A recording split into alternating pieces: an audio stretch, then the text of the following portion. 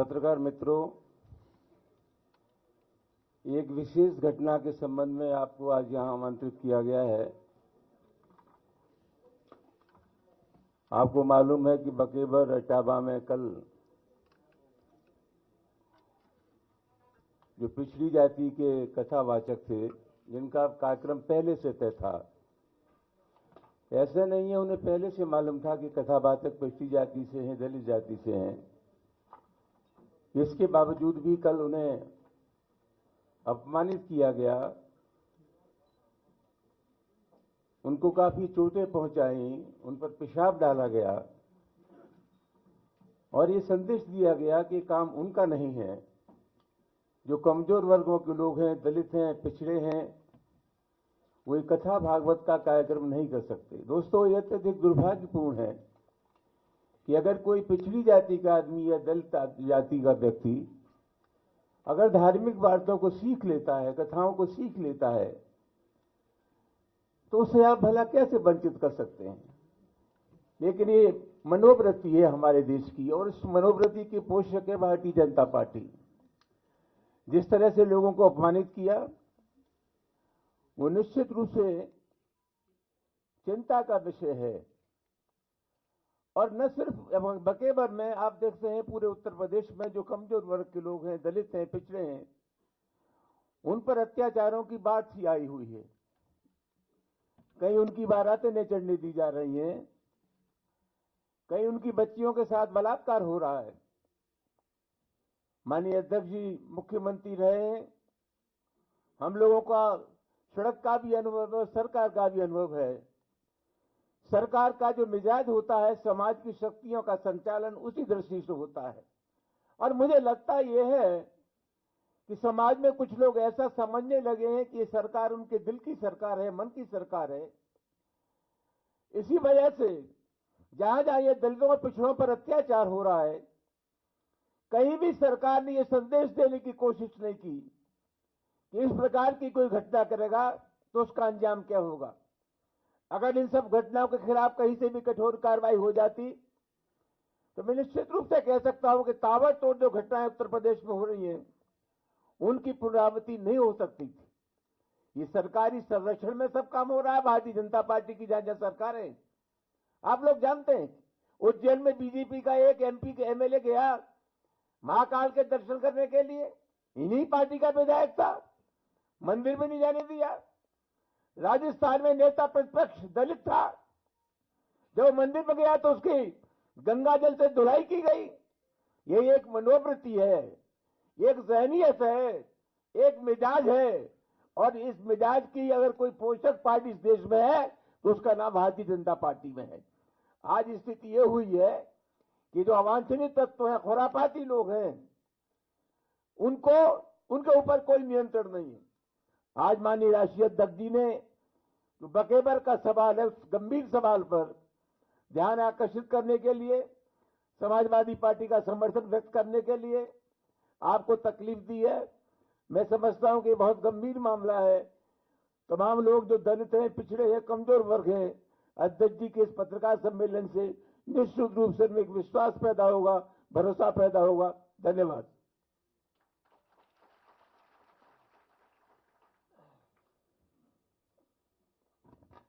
मैं प्रेस का धन्यवाद देना चाहता हूं कि एक महत्वपूर्ण विषय पे आप लोगों को मैंने तकलीफ दी है। हमारे पार्टी के प्रदेश अध्यक्ष दाईं तरफ बैठे हमारे साथ। हम लोग जब कार्यालय में रहते हैं, प्रदेश भर से लोग संगठन के माध्यम से और कई बार जनप्रतिनिधि कुछ ऐसी बातें बताते हैं जो समाज में हो रही हैं।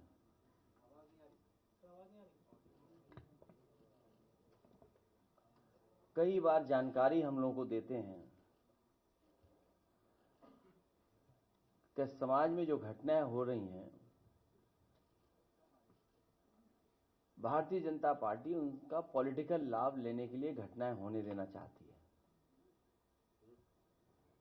भारतीय जनता पार्टी, इनकी सरकार में बैठे लोग न्याय देने लगे और निष्पक्ष कार्रवाई करने लगे, तो बहुत सारी घटनाएं होंगी नहीं, बहुत सारे गरीब लोगों को न्याय मिल जाएगा। इस सरकार का रवैया क्या है, इस सरकार का रास्ता क्या है? कई मौकों पर मैंने कहा यह सरकार हार्टलेस है, अनडेमोक्रेटिक है और हर वो काम अनकॉन्स्टिट्यूशनल उसको सपोर्ट करती है। बाबा साहब भीमराव अम्बेडकर जी का संविधान, उसकी प्रस्तावना, केवल प्रस्तावना के तहत ही अगर सरकार फैसला लेने लगे तो हमारे गरीब, गांव में रहने वाले लोग, पीडीए परिवार के लोग, दलित, पिछड़े, अल्पसंख्यक और जिनके साथ अन्याय हो रहा है उनको न्याय मिलने लगे, उनका सम्मान होने लगे। इस सरकार में बैठे लोग लगातार अन्याय करा रहे हैं। वो प्रभुत्ववादी लोग, वर्चस्ववादी लोग, प्रभुत्ववादी लोग लगातार पीडीए परिवार के लोगों को डरा रहे हैं, धमका रहे हैं, अपमानित कर रहे हैं। सोचने का सवाल यह है, भागवत कथा सबके लिए है, भागवत कथा सबके लिए है। जब सब सुन सकते हैं तो सब बोल क्यों नहीं सकते? भागवत कथा अगर सबके लिए है, सब सुन सकते हैं, तो सब बोल क्यों नहीं सकते हैं? भगवत कथा भगवान कृष्ण से जुड़ी है। अगर सच्चे कृष्ण भक्तों को ही भगवत कथा कहने से रोका जाएगा, भागवत कथा तो भगवान कृष्ण से जुड़ी है। अगर सच्चे कृष्ण भक्तों को ही भागवत कथा कहने से रोका जाएगा तो कोई ये अपमान क्यों सहेगा? क्यों सहेगा कोई अपमान? कुछ लोग, वर्चस्ववादी लोग, प्रभुत्ववादी लोग कथा वाचन में अपना एकाधिकार बनाए रखना चाहते हैं। ये एकाधिकार छीने नहीं उनका, वर्चस्ववादी लोगों का एकाधिकार छीने नहीं। कथा वाचन को जिन्होंने भावना की जगह व्यवसाय बना लिया है, व्यवसाय बनाने वाले लोग हमारे इटावा कथा वाचन पीडी अपमान कांड उन्हीं कुछ प्रभुत्ववादी और वर्चस्ववादी की वजह से घटित हुआ है। अगर पीडीए समाज के इन लोगों को इतना ही परहेज है तो घोषित कर दें कि परंपरागत रूप से कथा कहने वाले वर्चस्ववादी पीडीए समाज द्वारा दिया गया चढ़ावा, चंदा, दान, दक्षिणा कभी स्वीकार नहीं करेंगे। और अगर एकाधिकार ही आपको लाना है तो समय समय पर आप बहुत दावा करते हैं कि 370 खत्म किया है, तो देश में आप कानून ले आओ कि कथा वाचन का काम और एकाधिकार के लिए कानून ले आइए कि आप ही कह सकते हो और कोई दूसरा नहीं कह सकता। अगर पीडीए समाज से इन लोगों को इतना ही परहेज है तो घोषित कर दें कि परंपरागत रूप से कथा कहने वाले वर्चस्ववादी पीडीए समाज द्वारा दिया गया चढ़ावा, चंदा, दान, दक्षिणा कभी स्वीकार नहीं करेंगे। प्रभुत्ववादी और वर्चस्ववादी समय समय पर कभी घर को गंगा जल से तो कभी मंदिर को धुलवाकर पीडीए समाज का मानसिक उत्पीड़न व अपमान करते हैं और अब तो सिर तक मुड़वा रहे हैं। अभी तक तो हमने आपने वो घटनाएं सुनी, देखी, जहां पर घरों को गंगा जल से धोते थे ये लोग। अगर कोई पीड़ित परिवार का मंदिर चला जाए तो मंदिर को गंगा जल से धोते हैं, और अब तो सीमा लांघ गई ये वर्चस्ववादी। आखिरकार किसका आशीर्वाद है? क्या सरकार का आशीर्वाद नहीं है, जिसकी वजह से सर तक मुंडवा दे रहे हैं, पेशाब तक करवा दे रहे हैं, और रात भर पीटने के साथ साथ उनकी ढोलक छीन लेना, हारमोनियम छीन लेना, दबाव बनाकर के कितने पैसे देना था कथावाचक के लिए, उसमें जो खर्चा हुआ वो खर्चा नहीं दोगे तो रात भर पिटोगे, अगर पैसा दे दोगे तो बचोगे। आखिरकार ये वर्चस्ववादी और प्रभुत्ववादी लोग इतनी ताकत कहां से पा रहे हैं? भाजपा राज में पीड़ित समाज को हे दृष्टि से देखा जाता है।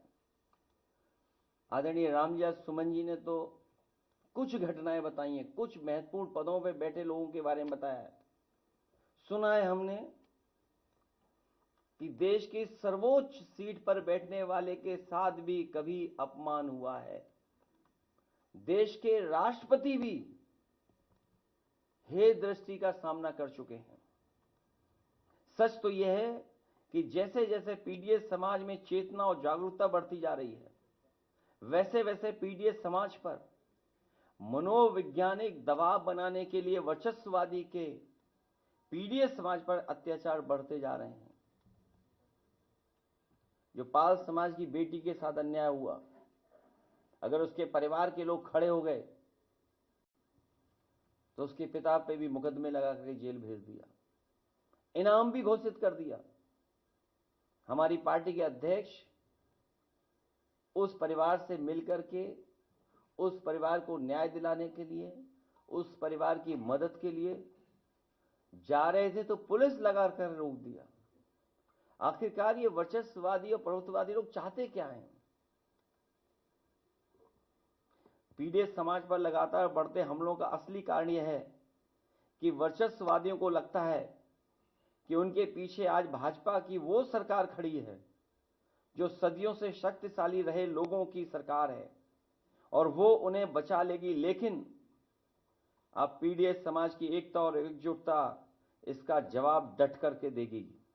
अगर भाजपा को लगता है कि भागवत या कोई कथा कहने पर एक वर्ग विशेष का ही अधिकार है, तो फिर वो इसके लिए भी कानून बना करके दिखा दें। कई बार कई कानून के लिए बहुत दावा करते हैं लोग, तो इसके लिए भी कानून बना लें कि इसके अलावा कोई कथा वाचन नहीं कर सकता। जिस दिन पीड़ित समाज ने अपनी कथा अलग से कहने शुरू कर दी, उस दिन इन परंपरागत शक्तियों का साम्राज्य ढह जाएगा। और मैं तो एक ही बात कहूंगा, भाजपा जाए तो हम सबको चैन आएगा। और घटनाएं कोई एक दो नहीं है। सुल्तानपुर में महेंद्र प्रताप मौर्य जी एडवर्ड को गोली मार करके मार दिया गया। घटना महोबा की याद होगा आपको। पिछले महीने की बात है, मैं यहां नहीं था, मैं बाहर था, लेकिन हमारे लोग पहुंचे और परिवार की मदद करके भी आए थे। दलित नवविवाहित जोड़े को सामंतवादियों ने चप्पल उतरा के उनके घर से गुजरने को कहा। जब उन्होंने मना किया तो दूल्हे को, उसके परिवार को और नवविवाहिता को बुरी तरह मारा गया। क्या ये कोई कल्पना कर सकता आज के समय पर, जब हम विश्व गुरु बनना चाहते हो, दुनिया को हम सस्टेनेबल डेवलपमेंट की बातें बताना चाहते हो, दुनिया में हम विकसित भारत बनाकर के खड़ा करना चाहते हो, दुनिया में ये कहते हो कि अब हमसे आगे कुछ ही अर्थव्यवस्था है, वहां पर सोचिए नई नई शादी हो, आप हमारे घर के सामने से तभी निकल सकते हैं जब आप चप्पल उतार करके जाएंगे, और नहीं ऐसा करते हो तो आपको अपमानित होना पड़ेगा।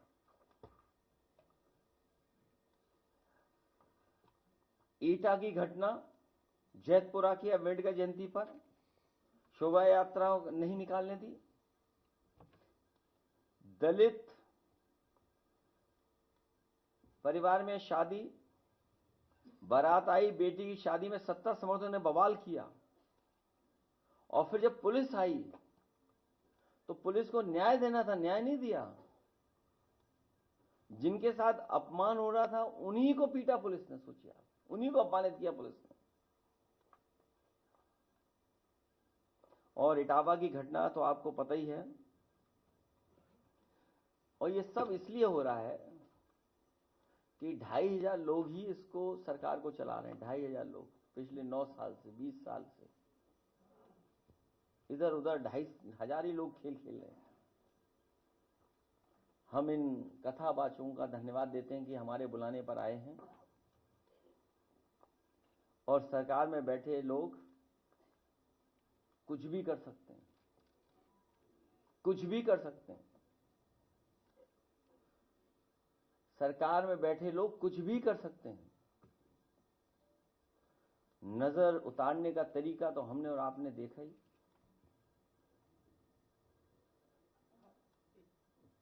बस बच ही गया कोई। मैं अपने कथावाचकों से कहूंगा कि 1 मिनट कुछ बजा करके सुना दें या गा दें।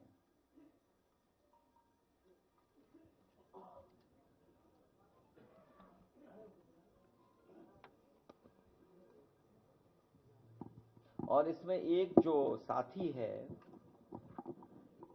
मैं तीनों के नाम ले दूं। मुकुटमणि, ये हैं मुख्य, इनके साथ रात भर अपमान किया इनका, इनकी चैन छीन ली, इनसे रुपया मंगाया गया कि जितने रुपए में आपको आना था उतने रुपए इनसे मंगाए, तब इन्हें छोड़ा गया। दूसरे संत सिंह, जिनका वीडियो हमने आपने सबने देखा कि किस तरीके से इनके सर से बाल निकाले गए और क्या क्या भाषा का इस्तेमाल किया, किस तरीके से इनको पवित्र करने के लिए जो गंगा जल की ये कहानी है, या हमारे धर्मों में उसको हम मान्यता देते हैं, तो सोचिए क्या इस्तेमाल किया गया। वो बातें जो हमें बताई मैं नहीं बोल सकता हूं, कि कुछ पहनावा इसके ऊपर डाल करके कहा कि अब तुम पवित्र हो गए हो। और दूसरा हमारा साथी श्याम जी कठेरिया है, जो आंखों से नहीं देख सकता, इसकी ढोलक ही छीन ली। नई ढोलक मैंने दिलाई आज अभी। ये ढोलक वो है जो गांव में गई थी, वो नहीं है। ये ढोलक दूसरी है जो अभी नई दिलाई है। इनको बुला करके यहां आपके सामने बैठा करके हमारा मकसद ये कि इनका सम्मान हम लोग कर रहे हैं। इनका जो पैसा और लूट लिया उन्होंने, उसकी तो बाद में एफआईआर लिखाएंगे। जो कुछ है हम उनका सम्मान करेंगे। आप कहेंगे थोड़ा बजा के सुना दो, बीच में कैसे आप आएंगे? हैं? अरे माइक कर दो दादा, अरे आवाज आएगी। अरे हम दूसरे कथावाचक की कथा सुनेंगे भाई। तुम्हें नहीं पता कौन है कथा कहता है? कौन सा चैनल है, अखबार कौन सा, हम बता दें। हम दूसरे सुनेंगे।